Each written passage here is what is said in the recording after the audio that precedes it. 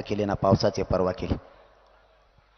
सगळ्यांच्या डोळ्यासमोर स्वतःच्या लेकरत आणि स्वतःचे नातू आहेत की आता आपल्या कामाला नाही आलं पण आपल्या नातवाच्या कामाला आरक्षण येईल. सगळ्यांच्या वेदना एकच आहेत. अशी संधी पुन्हा गेली तर मराठ्यांच्या 10-10, 20-20 पिढ्या बर्बाद होणार आहेत. आपल्या बाजूला कोणी नाहीये, ना सत्ताधारी आहेत ना विरोधक आहेत. काल सरकारनं विरोधी पक्षाला बोलिलं होतं बैठकीला. बैठक होती मराठा आरक्षणाची. यांना काय रोग आला तर जायला, यांना जायला काय झालं? मराठा आरक्षण ओबीसी आरक्षणातून द्यायचं का नाही द्यायचं असं त्यांचं म्हणणं नाही बरं का. मी मीडियात ऐकलंय त्यांचं म्हणणं आहे ओबीसीतून मराठ्याला आरक्षण द्यायचं आणि ओबीसीतून आरक्षण देण्यासाठी ती बैठक होती. मग याने जाऊन म्हणायचं ना, ह्या विरोधक कोण येते महाविकास आघाडीवाली द्या ओबीसीतून म्हणून. तुम्ही लपन कोण बसले? मराठ्याचं मतदान घ्यायला गोड लागत का?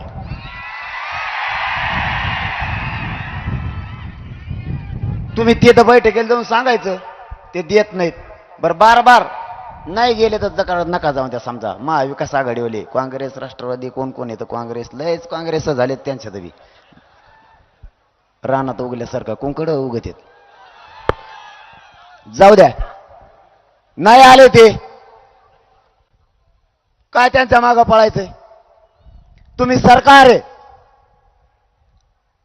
नाही कोणी आला तर नाही आला. तुमची राजकीय इच्छाशक्ती आहे ना, सरकारची राजकीय इच्छाशक्ती जर आहे तर नाही आले तर नाही आले ते महाविकास आघाडीवाले तुम्ही देऊन टाकायचं ना. किती दिवस तुम्ही म्हणणार हेव नाही आला आणि तेव नाही आला? मग ते नाही आले म्हणून काय मराठ्याला आरक्षण नाही द्यायचं का? आता विरोधक नाही आले म्हणून तुम्हाला कारण सापडले. ते नाही आलेत नाही आले हिंडून त्यांना वाड्या वागडीने इकडं नाही आले कुठं. तुम्ही द्या ना, तुम्हाला द्यायचं नाही. मला तर असा डाऊट यायला लागलाय हे दोन्ही सारखेच आहेत. महाविकास आघाडीवाले बी महायुतीवाले बी हे ठरित्यात वाटतं अंधारातून. तो हाणल्यासारखं कर मी रडल्यासारखं करतो. तुम्ही यायचं नाही आम्ही म्हणायचं, तुम्ही आले नाही आणि ते आले की यांनी नाही यायचं. माझं तर असं म्हणणं आहे सगळ्या मराठ्याला, आपण आपले नेते जर असले कोणी त्यांना फोन लावून सांगा रे ओबीसीतून आरक्षण मागा म्हणून, नाही तर गावातच येऊ नको म्हणा आमच्या दारात.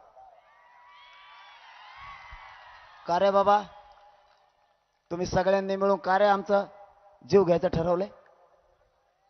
70 वर्षापासून आम्ही तुम्हाला मोठं करून ठेवलं. आमच्या मदतीला तुम्हाला कधी यायचं रे? कधी काळी आमच्या लेकराच्या डोळ्यातले अश्रू तुम्हाला नाही का पुसायचे? आम्ही काय मागितलं तुम्हाला? फक्त आमच्या हक्काचं आरक्षण. ओबीसीत आमचं 150 वर्षापासून आरक्षण आहे, फक्त तेवढं मागितलं आम्ही. का रे तुम्हाला दोघाला बी एकमेकावर ढकलायचंय?